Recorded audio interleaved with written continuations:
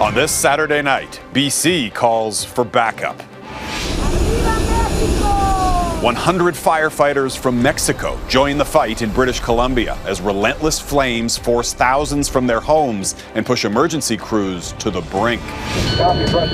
Plus, the unprecedented wildfire season raging across the country and the continent. Minority Report. A new opinion poll finds the Trudeau Liberals' lead appears to be shrinking ahead of a looming election call. And the growing games. As Canadian Olympians take on the world in Tokyo, some new sports are taking the games to new heights. It's exciting, it's fast, it's fun. Global National with Robin Gill. Reporting tonight, Jeff Semple.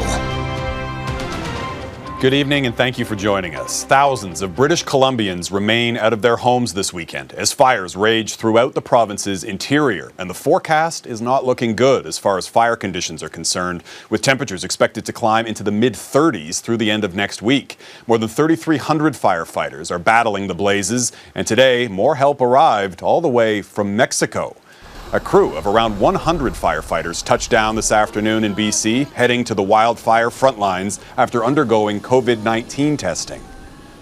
There are now more than 260 wildfires burning in the province, and around 39 of those are of particular concern, considered highly visible or posing a potential threat to public safety. All told, fires have burned more than 376,000 hectares of land in BC so far this season. That's more than the entire 2020 fire season, when 347,000 hectares burned. Some of the worst wildfires can now be found in the southeastern part of the province, including an out-of-control blaze near the town of Oliver. And that's where we find Global's Lauren Pullen right now. Lauren, so how is the situation looking from there? And Jeff, it's been another exhausting day on the fire line here. Crews throwing everything they have at it. We have seen helicopters and heard them going nonstop, dropping water load after water load on this fire. Still, though, more people were forced to flee their homes today. We are on the edge of that evacuation order zone near Oliver, BC right now, where the Invernos Creek wildfire is now threatening even more properties.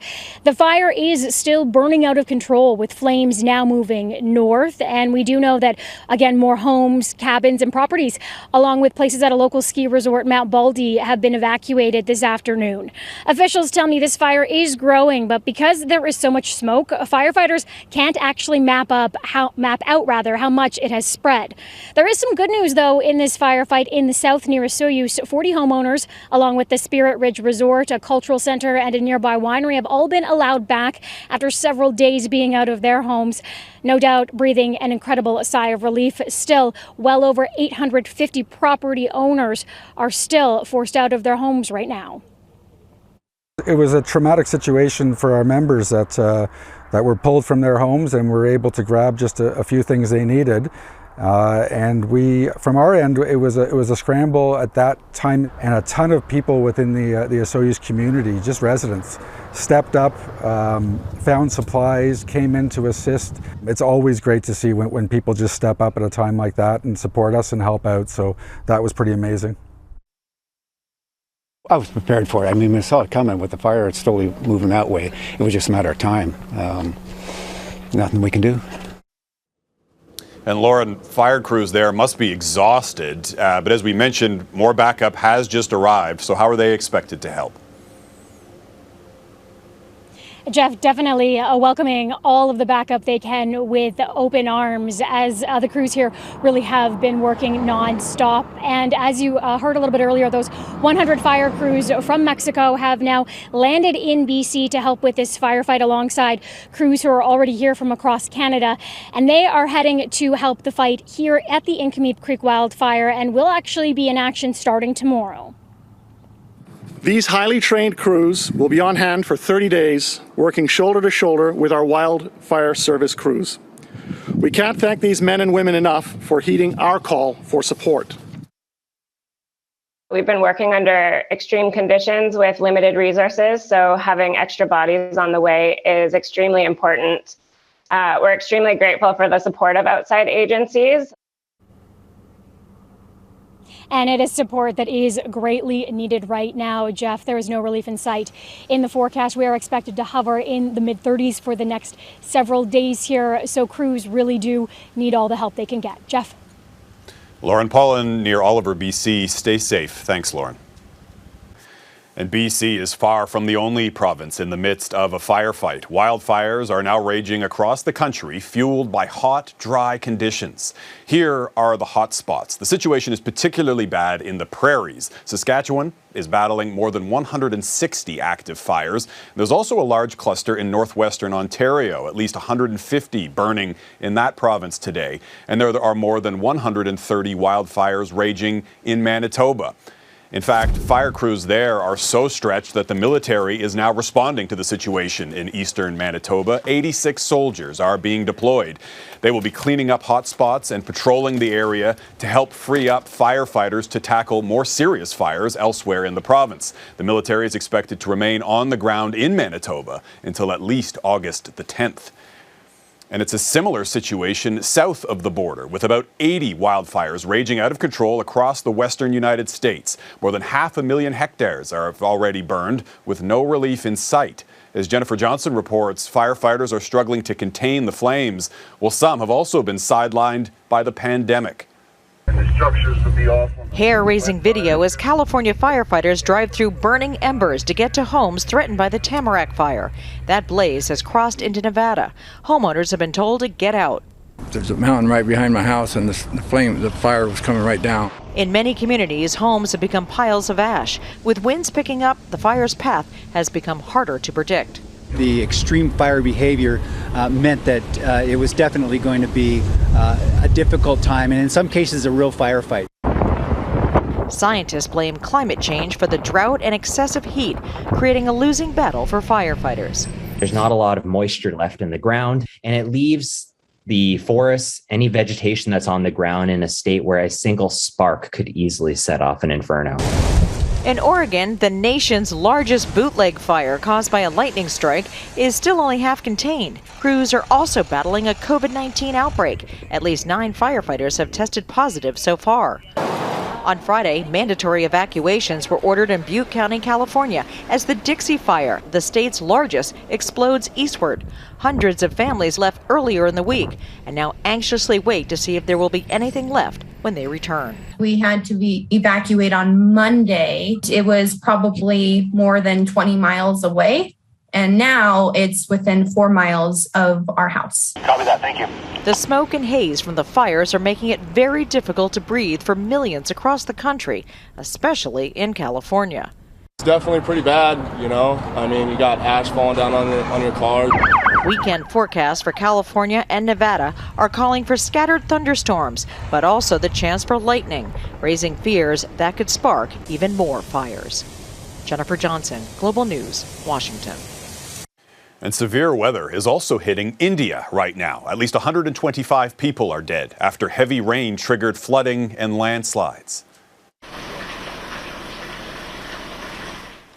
Rescue teams are now scouring through the debris looking for any survivors. This month, India's west coast had been hit with the heaviest rain in 4 decades. The severe weather has cut off hundreds of villages, and there's concern that major rivers may be on the brink of bursting their banks. Meanwhile, China is bracing for a powerful typhoon just days after deadly flooding devastated the central part of the country. Heavy rainfall is already hitting coastal China, flooding roads. Typhoon Infa is expected to make landfall tomorrow, and not far behind that typhoon is tropical storm Nepartak. There's concern that it could hit Japan next week, potentially interrupting the Olympic Games underway in Tokyo. In Australia, frustrations are boiling over COVID-19 restrictions. We want freedom! We want freedom! We want freedom! Thousands of people took to the streets in Sydney and other cities to protest lockdown measures. Police made several arrests after crowds broke through barriers and threw objects at officers. Today, New South Wales broke another daily record with 163 new infections. Half the country is now in lockdown. Just 15% of Australia's population is fully vaccinated. To Hungary now, where thousands joined a pride march in Budapest to take a stand against their country's new anti-LGBTQ law. Happy Pride, Budapest! Hungarians marched through the capital city protesting the policy that limits teaching homosexuality and transgender issues in schools. The country's nationalist government claims the law aims to protect children and traditional Christian values. But the European Union is launching a legal action against Hungary, arguing the law is discriminatory and infringes on the EU's values of tolerance. Coming up, Ontario's top tourist attractions are making a splash this weekend, opening their doors for the first time in months. Plus, the federal Conservatives are climbing in the polls ahead of a likely election campaign, but voters in Western Canada could spoil the party. We'll explain next.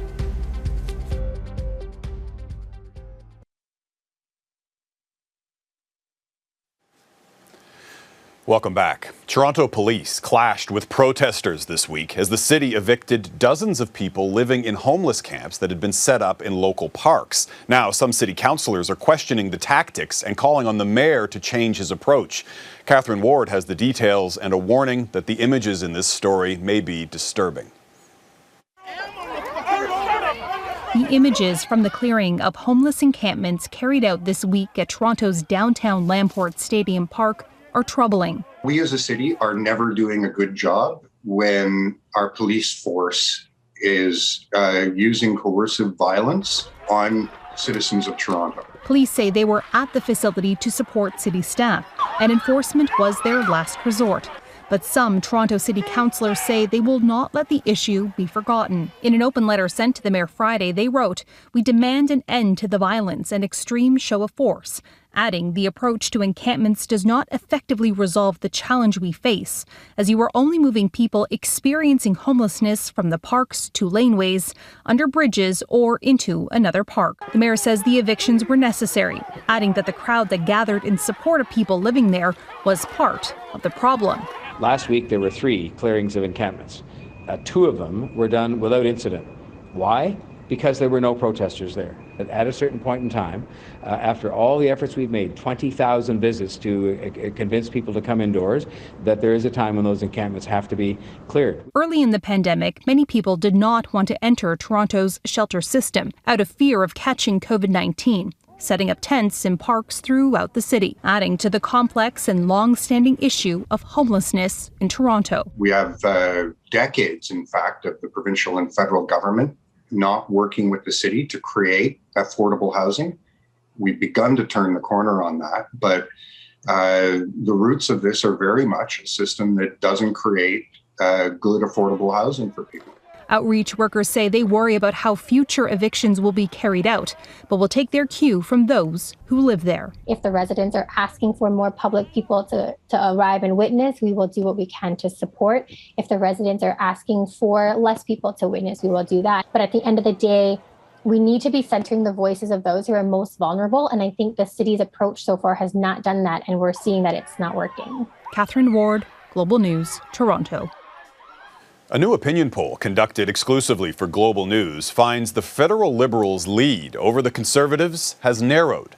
The Ipsos survey shows the Liberals have the support of 36% of decided voters. That's down 2 points from June.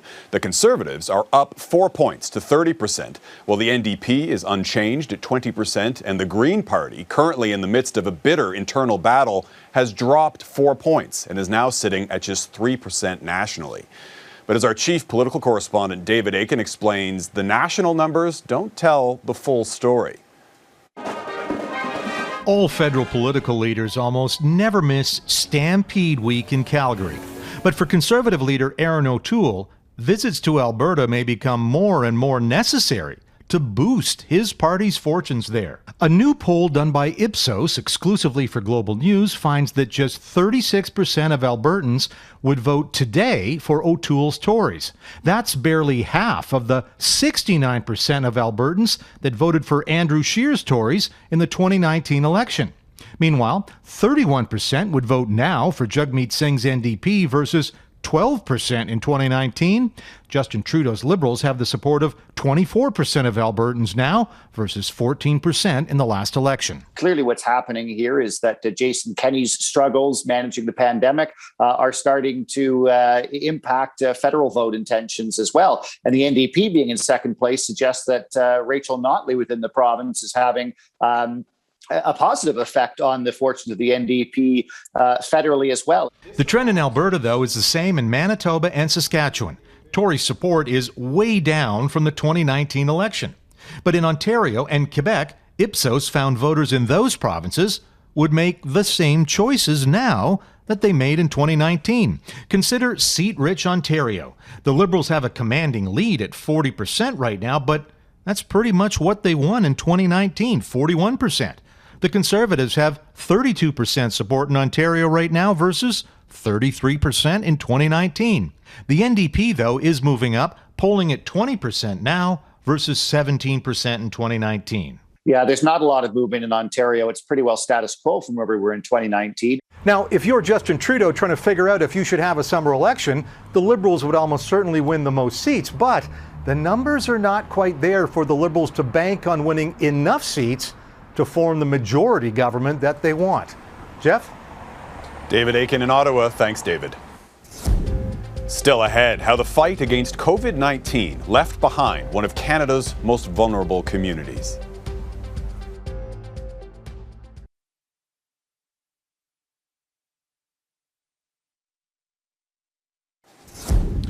A fishy fixture of Toronto tourism is back in business. The city's popular Ripleys Aquarium finally welcomed back guests with masks today after shutting its doors for 8 months due to the pandemic. The aquarium joins a slew of tourist attractions that reopened across Ontario this weekend, including the nearby CN Tower. It comes 1 week after the province entered Step 3 of its pandemic reopening plan. And the COVID-19 pandemic uprooted life for many Canadians, but for those living with intellectual disabilities, the last 18 months carried extraordinary challenges and a higher risk of infection. As Jamie Morocker explains, the community says it's been left behind. Corey Earle has an intellectual disability and says the pandemic stripped him of his routine, his social circle, and his support. Disabilities have been looked over beyond this pandemic. We certainly have been left behind. The results of a large-scale study out of the UK last week show Earle may be right. It found adults living with intellectual disabilities face an increased risk of hospitalization or death due to COVID-19, 3 times that of the general population. People with Down syndrome or cerebral palsy were most in jeopardy because of pre-existing conditions including obesity, diabetes, epilepsy, and even poverty. Laura Lachance's 28-year-old son Kevin has Down syndrome. It was a challenge to get him to increase his social distancing and to be very careful about hand sanitizing and to wear a mask in public places. Lachance says since she was able to care for him at home, he wasn't isolated and was given an education on vaccination. But across the country, COVID-19 shot prioritization differs from province to province. They may have been prioritized, but absolutely people are going to need help in getting access to it, whether that's online, whether that's physically getting there, etc. Bioethicist Carrie Bowman says the pandemic has highlighted the marginalization of our community's most vulnerable and wants to see the government develop systems of access to support, safety, as well as potentially vaccines. People were not treated well at all in many, many cases during this pandemic. And, you know, they weren't prioritized for personal protective equipment. Their workers weren't prioritized. There were all kinds of issues for people with disabilities across the country. Experts we spoke with say, unlike in the UK, Canada's not currently tracking data when it comes to the mortality rate of intellectually disabled amid COVID. However, they have no reason to believe the statistics would be any different, adding without further financial and healthcare supports, more people are at risk. Jamie Morocker, Global News, Toronto. Up next, the new sporting events making waves at the Summer Olympics.